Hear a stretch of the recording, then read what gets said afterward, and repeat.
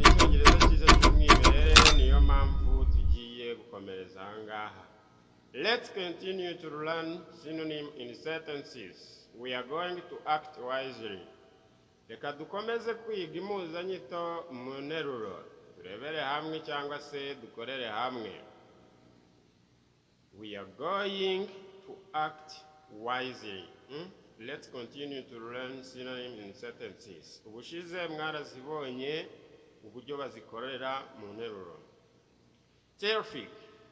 Terrific means good or great. Neza cyangwa se ibintu byiza.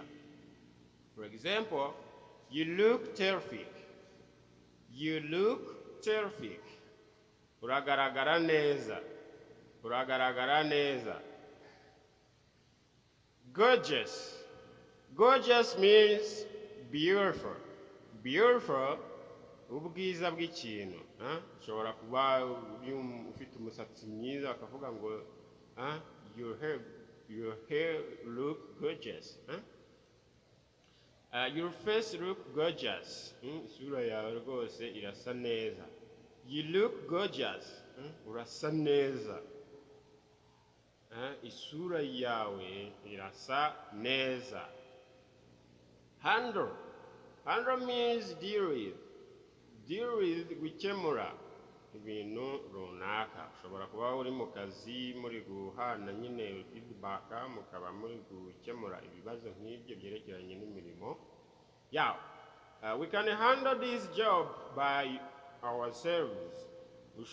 Dushobora kwikemurira ibibazo bwacu. However, but, ariko, I like my lunch, however, it was too expensive. Nakunze ibiryo byanjye, ariko byari bihenze. Nakunze ibiryo byanjye, ariko byari bihenze. I like you, however, you will make mistake. Nigeze kugukunda, ariko ukora amakosa. Nigeze kugukunda, ariko ukora amakosa. I like you, however, you will make mistake.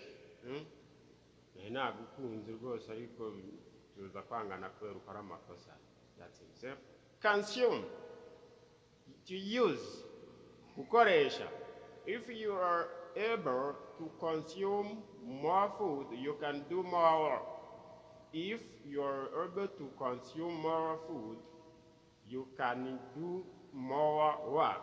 Niba witeguye kuba wakoresha ibiryo byinshi, ushobora gukora birenze.